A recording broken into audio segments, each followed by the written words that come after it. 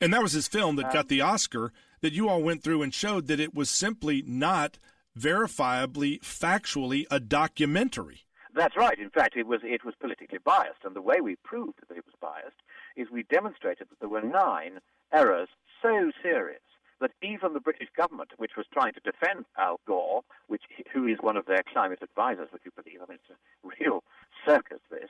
The British government stood against us, and they said, Al Gore can't get anything wrong, it's all perfect. But when we submitted our scientific testimony, which I drafted, and which we then got Professor Lindzen of MIT and Professor Carter from Australia to put their names to, and they said, yes, this scientific testimony is correct and Al Gore is wrong. When the British government saw that testimony, it was 80 pages long, they collapsed. And they said, right, okay, it's a fair cop. We admit that basically our climate change advisor, Al Gore, doesn't know what he's talking about on these 9 major points. And the judge, in his judgment, of course, then didn't have to decide on the science because the government had caved in and admitted Al Gore was wrong. And what he said about, for instance, sea level rise is that Al Gore's statement on that, he said the Armageddon scenario that he depicts is not based on any scientific view. He couldn't have put it more strongly if he'd tried.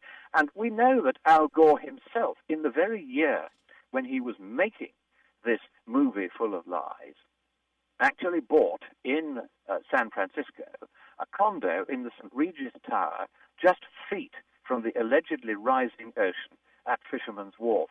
So it's not just that Gore is getting the science wrong. He knows he's getting it wrong. He is deliberately lying.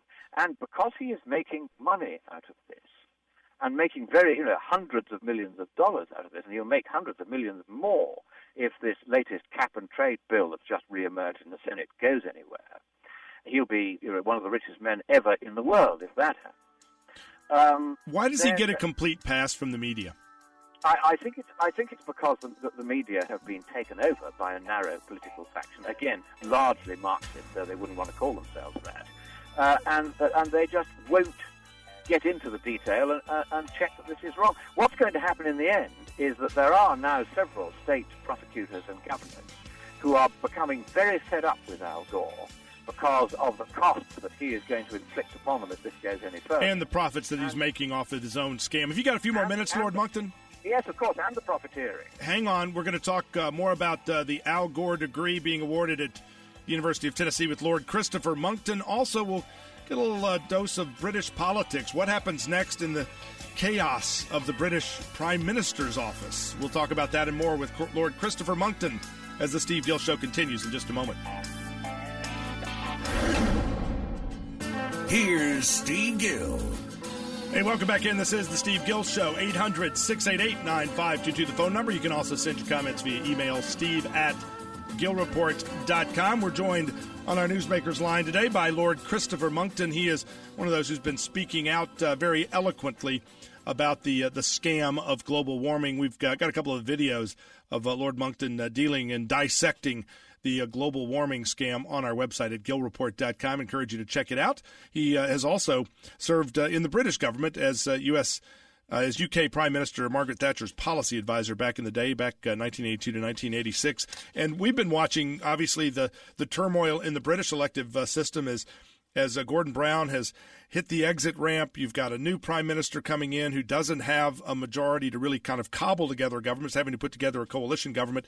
Kind of, I guess in a nutshell, Lord Monckton, what does all this mean in terms of both the British policy and politics, and what impact could this have on the United States and our relationship? Right. The first thing is that as far as British policy is concerned, it doesn't make any difference who is now elected to Westminster. We have the trappings of democracy, but not its reality. Decisions are taken on almost all matters, including global warming that we've just been talking about, by the unelected commissars, that's the official German name for them, the commissars of the now communist European Union. We are now a dictatorship which merely has the appearance of democracy, and the Prime Minister is really only a satrap, or appointed representative, if you like, of the, he's a servant, if you like, of the European dictatorship. So we can't hope for anything much out of David Cameron, who in any case is not a conservative in the way that Margaret Thatcher was conservative. He doesn't really believe in small government, low taxes,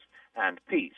But as far as the relationship with the United States is concerned, well, again, this will be colored largely by the fact that we are now dominated in foreign policy as much as anything else by decisions taken by the commissars of the European Union. We do not have our own independent foreign policy anymore. And the European Union was set up and is largely run through hatred of the United States.